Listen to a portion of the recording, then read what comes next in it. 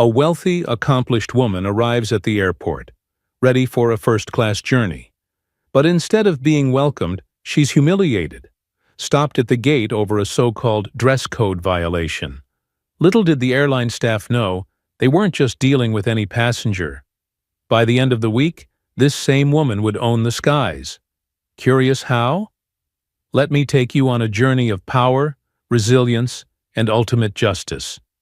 The airport was alive with its usual morning symphony, a blend of overlapping announcements, hurried footsteps, and the faint hum of conversations. Naomi Ellis stepped through the sliding glass doors with an air of quiet confidence.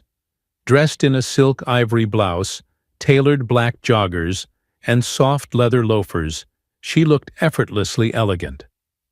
Her hair, swept into a neat bun, framed her face, which carried the calm assurance of someone accustomed to navigating life's challenges and winning.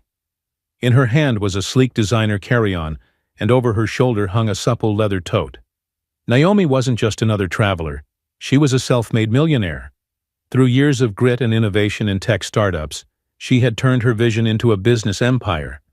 Yet she knew her wealth didn't shield her from the sting of prejudice. It was a lesson she'd learned too many times. Today, however, she hoped for a simple flight to Los Angeles, where a critical business deal awaited. As Naomi approached the premium check-in counter, a young employee greeted her with a smile. "Good morning, ma'am. May I see your boarding pass?" Naomi handed her phone over without hesitation. The employee scanned the QR code and froze momentarily when First-Class Elite Member flashed on the screen. She recovered quickly, smiling nervously. "Thank you, Miss Ellis. I'll have you all set in just a moment." Naomi nodded, her attention drifting to the crowd around her. She noticed a few glances in her direction, some curious, others judgmental. She ignored them. This wasn't new. "Here you go," the employee said, handing back Naomi's phone. "You're all set. Boarding starts in 30 minutes. Naomi thanked her, took her documents, and walked towards security. That's when she heard it, a clipped, commanding voice. "Excuse me, ma'am. A moment, please." Naomi turned, finding herself face to face with a stern-looking woman in a navy blue uniform. The name tag read, Karen Benson, Customer Service Manager. Everything about her, from her tightly pursed lips to her scrutinizing gaze, exuded authority tinged with judgment. "Yes?" Naomi asked, her voice calm. "I need to speak with you about our dress code policy for first-class passengers," Karen said, her eyes flicking up and down Naomi's attire. Naomi frowned slightly. "I wasn't aware there was an issue. Is there something wrong?" Karen folded her arms, her tone growing colder.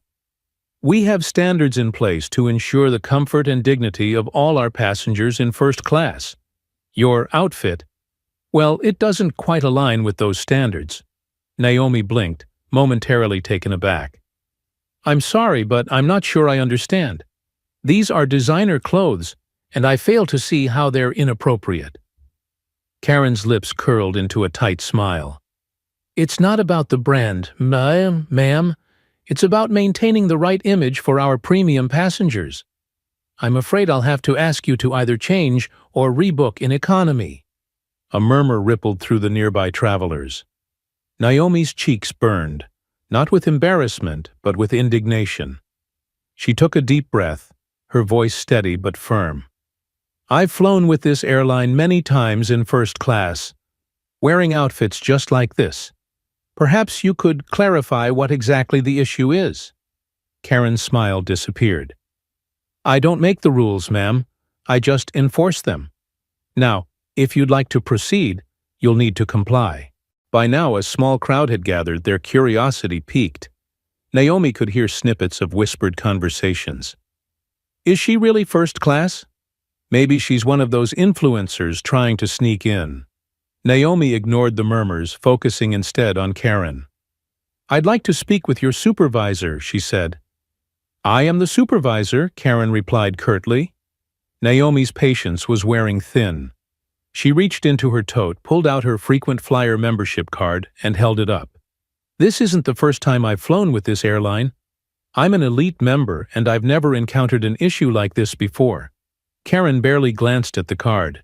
Status doesn't excuse poor judgment. If you won't comply, I'll have to involve security. The tension in the air thickened. Naomi stood her ground, her voice now carrying an edge. Call security then. But let's be clear. This isn't about a dress code. This is about something else entirely. Minutes later, 2 security guards approached. One of them, a burly man with a clipboard, asked, "What's the issue here?" Karen launched into an exaggerated recounting of events. "This passenger refuses to adhere to our dress code and is creating a disturbance at the gate." Naomi felt the heat of every eye in the terminal on her. The guard turned to her.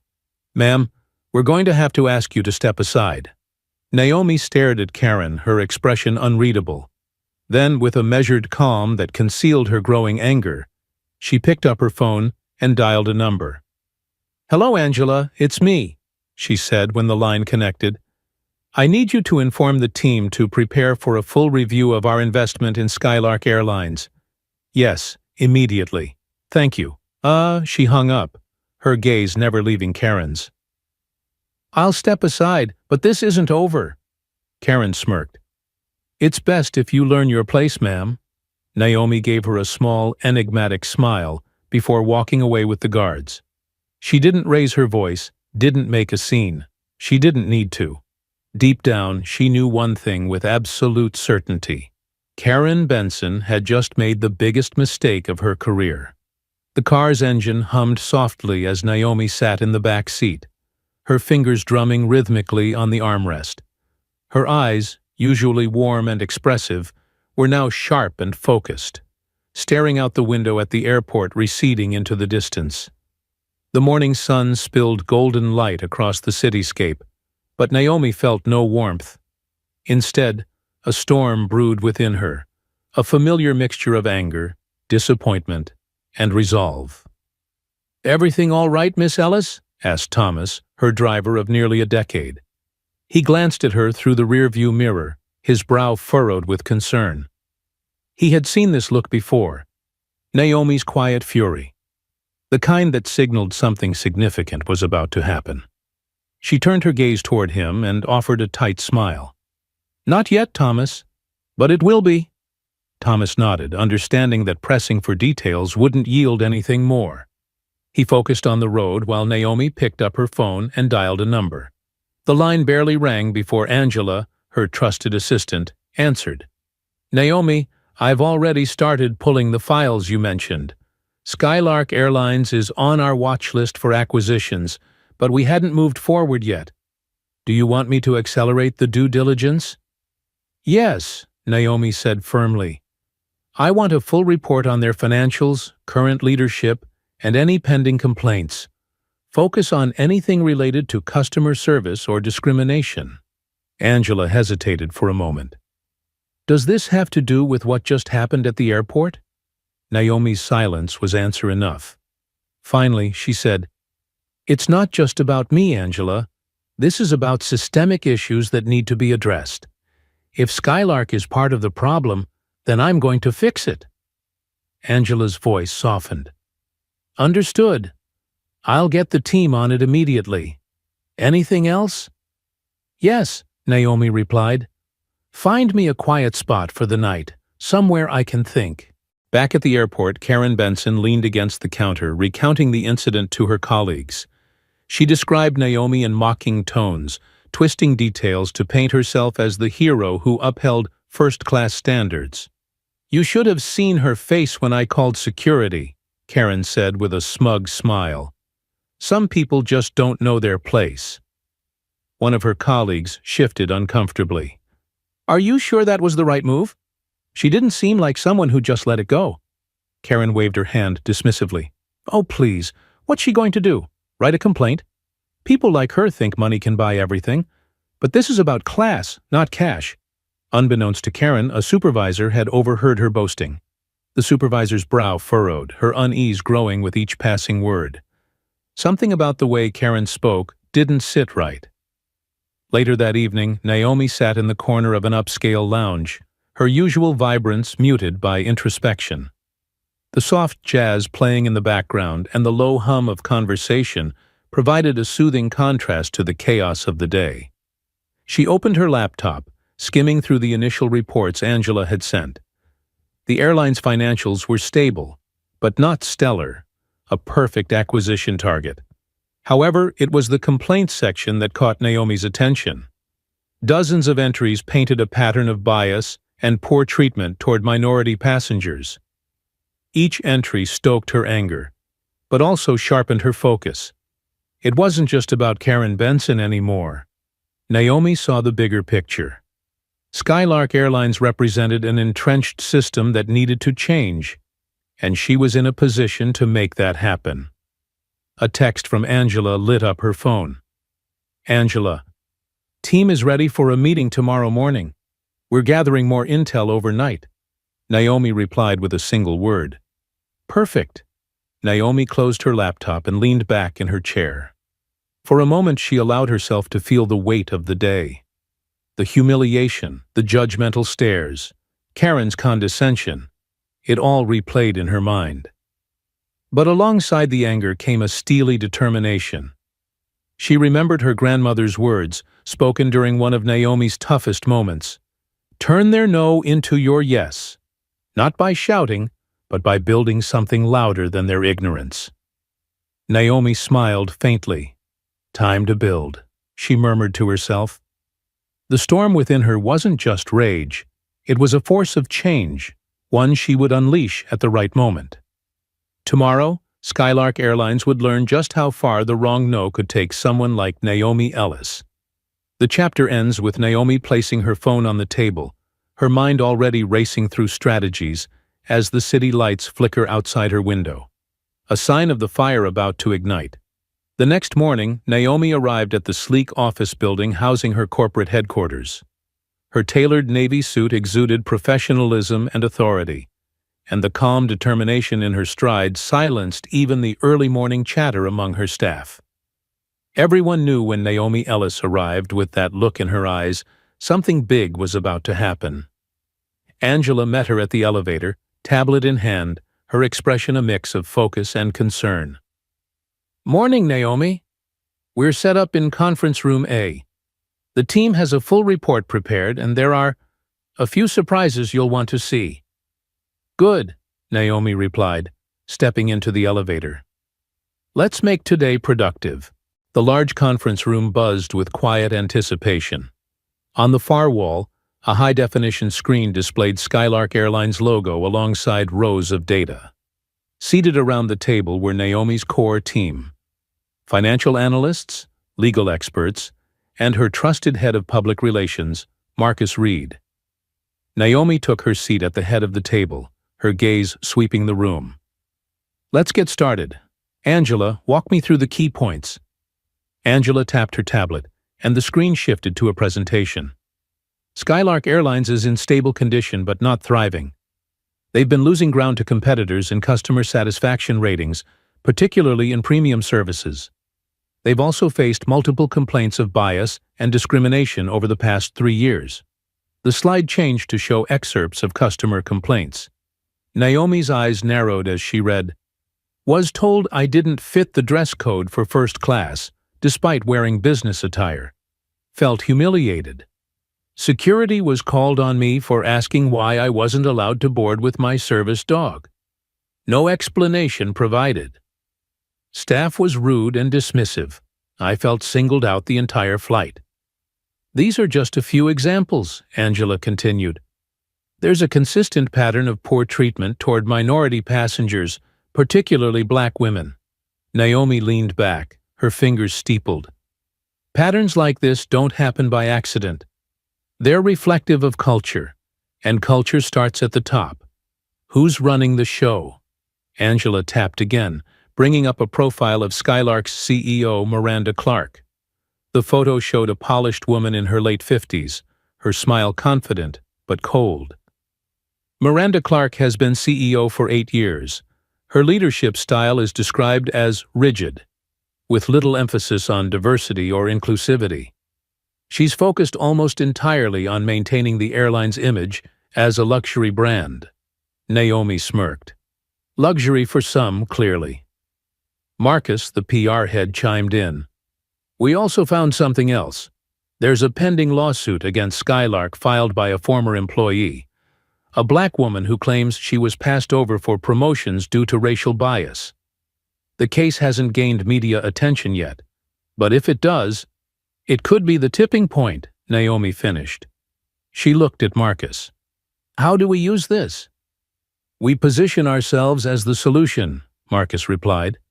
If we acquire Skylark, we make it clear we're overhauling their culture and addressing these issues head-on.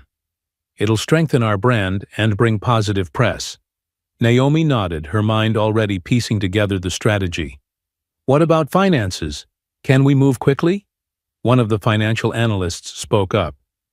Their market value is just within our acquisition range. If we act now, we can secure a controlling stake within 2 weeks. 2 weeks? Naomi repeated, her tone sharp. We'll do it in 1. Meanwhile, back at Skylark's Airport Operations Center, Karen Benson was having a pleasant morning. She'd just wrapped up another gate assignment, still basking in her perceived victory over Naomi Ellis. But her smugness was short-lived.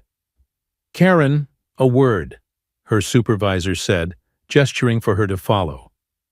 Karen followed the supervisor into a small office, her confidence faltering when she saw 2 men in suits waiting inside.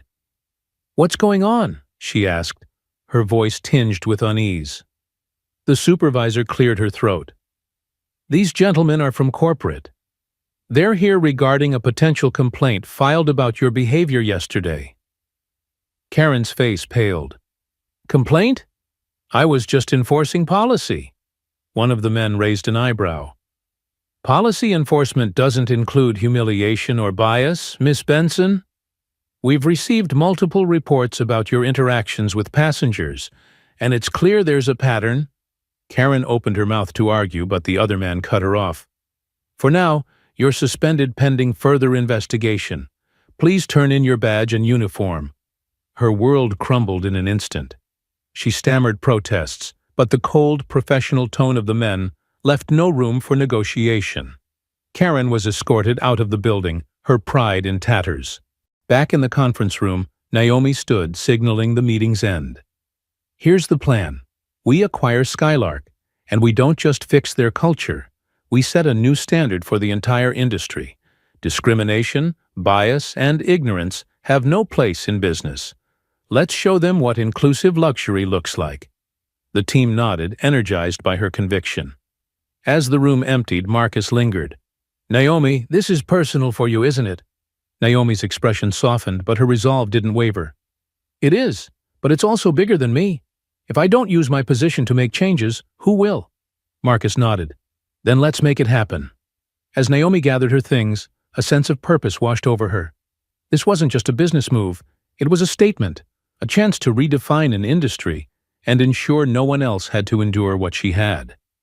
The storm she'd felt the day before was no longer brewing. It was here, and Naomi was ready to wield it. Naomi leaned back in the plush leather seat of her private jet, gazing out at the endless expanse of clouds as her team worked around her. The quiet hum of the engines provided a backdrop to the flurry of activity. Angela sat nearby, rapidly typing on her laptop, while Marcus was on a call with a media consultant, laying the groundwork for what was shaping up to be a public relations coup. Naomi's mind, however, was elsewhere. Her thoughts flickered back to the previous day, to Karen Benson's sneer, the humiliation in the terminal, and the whispering crowd. She could still hear the agent's words. Maybe you'd be more comfortable in economy. The memory wasn't painful anymore. It was fuel. Miss Ellis, Angela said, interrupting her thoughts, we're ready for the board briefing. The call is patched through. Naomi adjusted her blazer, sat upright, and nodded. Let's begin. The Skylark Airlines boardroom was silent as Naomi's face appeared on the large conference screen. On the other end sat the airline's CEO, Miranda Clark, flanked by senior executives and legal counsel. Their expressions were a mix of apprehension and carefully guarded neutrality. "Miss Ellis," Miranda began, her tone measured, "thank you for taking the time to meet with us. I understand you've expressed interest in Skylark Airlines. We're curious to know more about your intentions." Naomi's smile was calm, almost disarming. "Thank you for meeting with me, Miss Clark. Let me get straight to the point. I've already acquired a 20% stake in Skylark Airlines.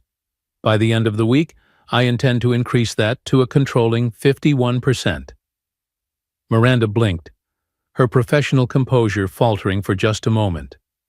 "That's quite an ambitious plan. May I ask why Skylark?" Naomi's gaze hardened, though her voice remained steady. "Because Skylark represents a missed opportunity, a failure to recognize the value of every customer, regardless of their background. My goal isn't just to invest in your company, but to transform it. Skylark has the potential to be a leader in inclusivity and luxury.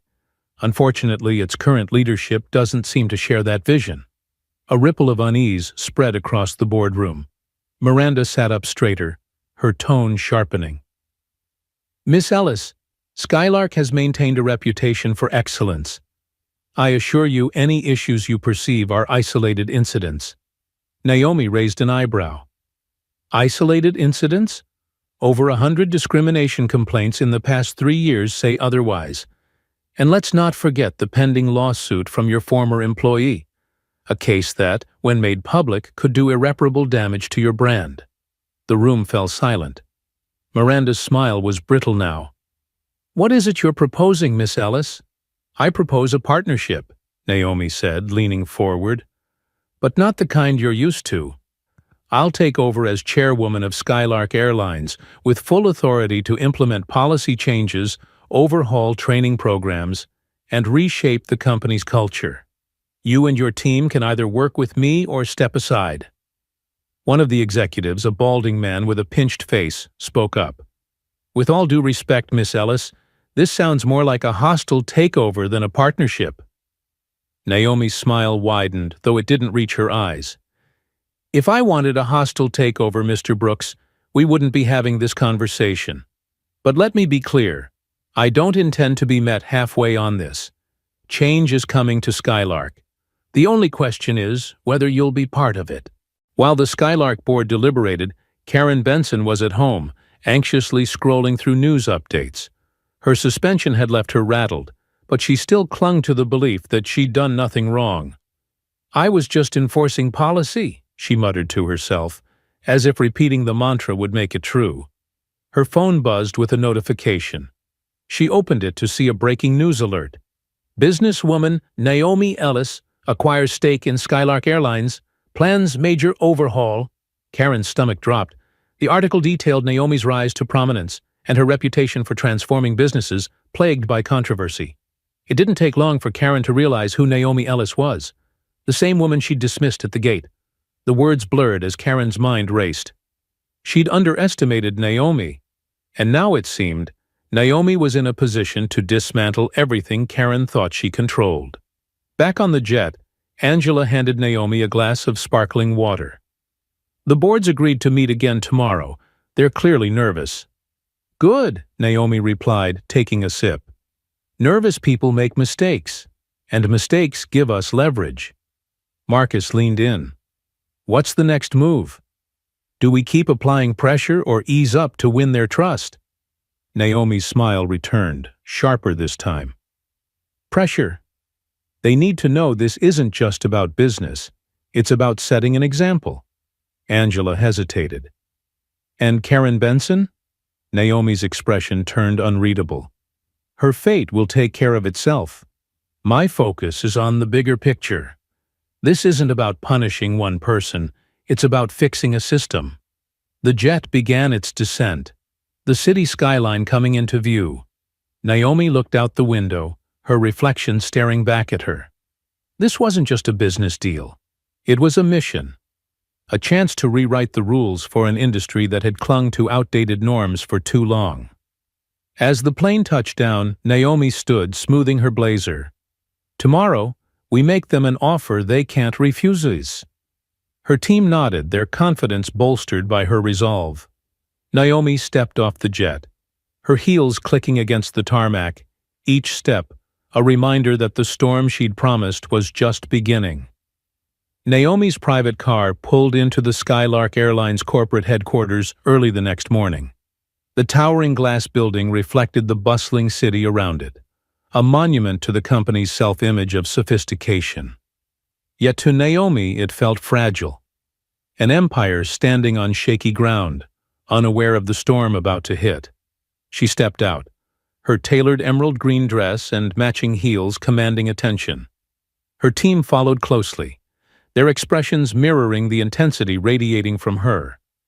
Angela handed Naomi a folder containing the final proposal, though Naomi already had every detail committed to memory. "Let's do this," Naomi said, her voice calm but resolute. The Skylark boardroom was already filled when Naomi entered. The executives rose in polite acknowledgement, though tension hung thick in the air. Miranda Clark sat at the head of the table, her steely composure giving nothing away. Naomi took her seat opposite Miranda, her presence effortlessly shifting the room's balance of power. "Miss Ellis," Miranda began, folding her hands on the table, "we appreciate your interest in Skylark Airlines and your willingness to engage in dialogue. Let's discuss your proposal." Naomi opened the folder and slid a document across the table. "This outlines the terms of my acquisition. As of this morning, I've increased my stake to 35%, with additional purchases pending approval from key shareholders. Once finalized, I will hold a controlling 51%. A murmur spread through the room. One of the board members, a wiry man in glasses, leaned forward. "Miss Ellis, your proposal is aggressive. You're essentially demanding full control of Skylark. That's unprecedented." Naomi met his gaze, unflinching. "What's unprecedented is the damage your company's leadership has allowed to fester. I'm offering more than a buyout. I'm offering a future." Miranda leaned back, her expression cool. "And if we refuse? Skylark has thrived under this leadership. We've weathered challenges before and come out stronger." Naomi's lips curved into a faint smile. "Thrived? You've lost market share to competitors in every luxury travel category over the past 2 years. Customer satisfaction ratings are at an all-time low. And then there's the pending lawsuit alleging systemic discrimination, which once public, will shatter any illusion of strength." Her voice remained calm but sharp. "Refusing my offer won't just cost you this opportunity, it will cost you Skylark's reputation. Investors are already questioning your leadership. My acquisition is the lifeline you need." Miranda's facade cracked for a split second, but she quickly recovered. "You've done your homework. I'll give you that. But this isn't just about numbers. Skylark represents more than a business. It's a legacy." Naomi leaned forward slightly, her tone softening, but losing none of its authority. "Legacy is built on progress, Miranda, not stagnation. You can either cling to an outdated image or embrace the chance to lead a new standard in aviation. The choice is yours."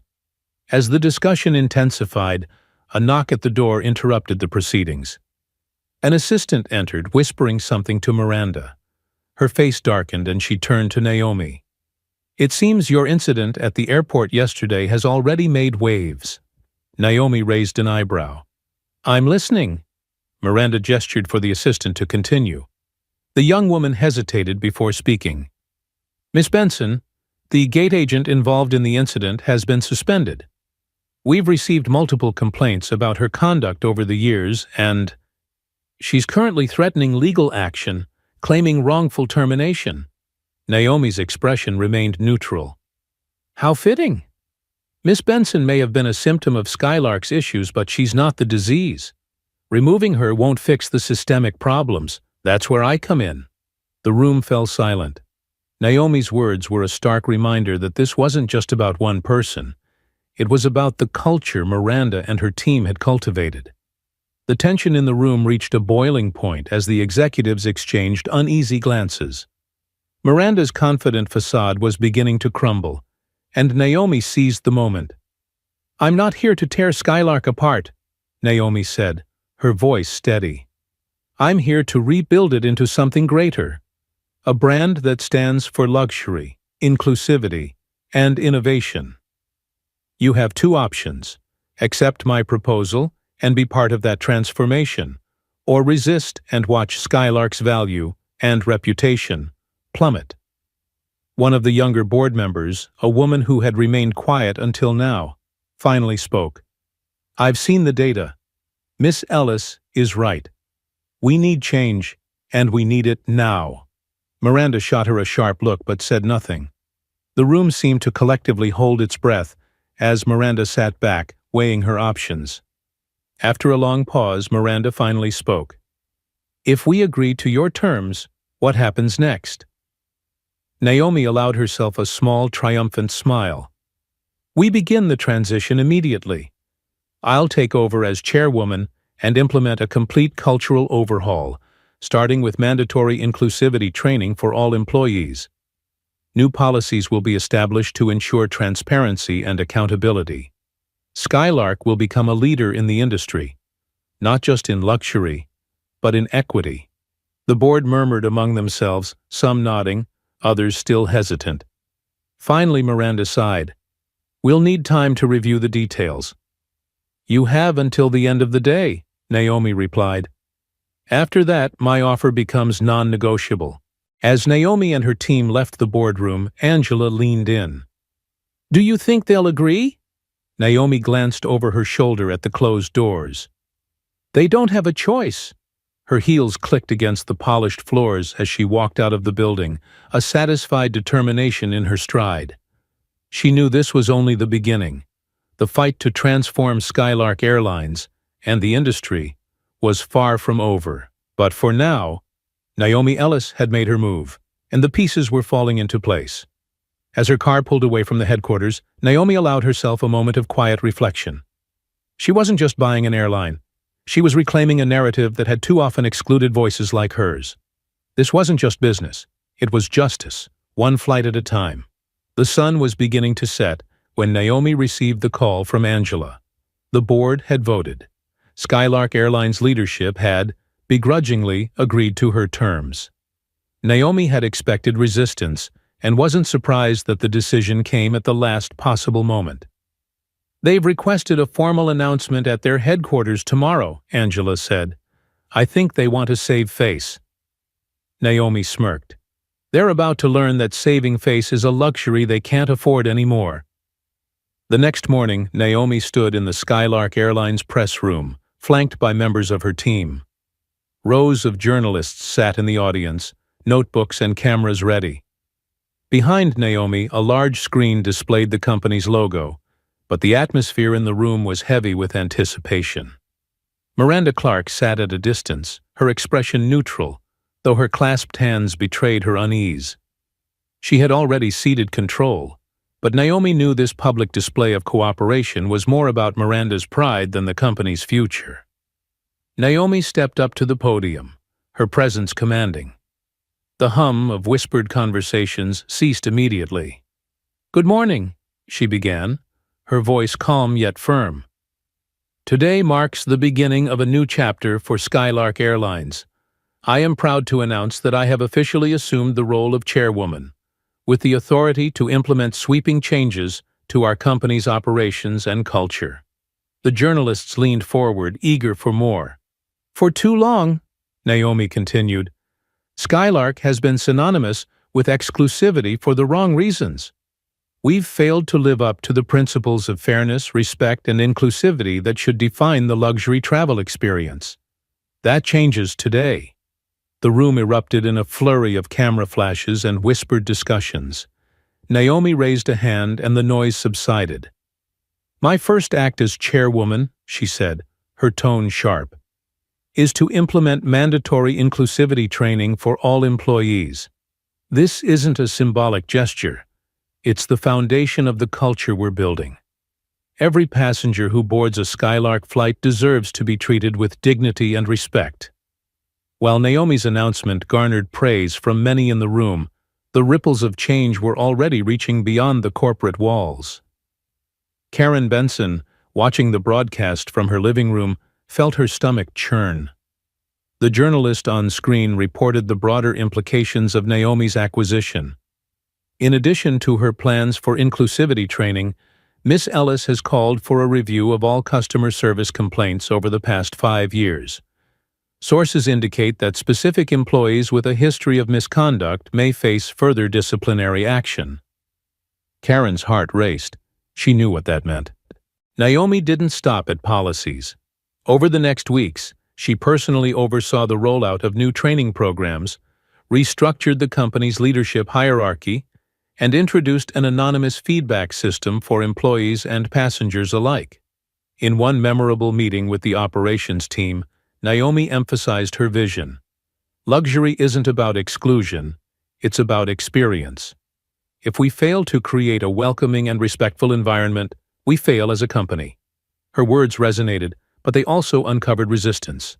Some senior staff, uncomfortable with the changes, attempted to push back. Naomi dealt with them decisively, ensuring that Skylark's future was shaped by leaders who shared her vision.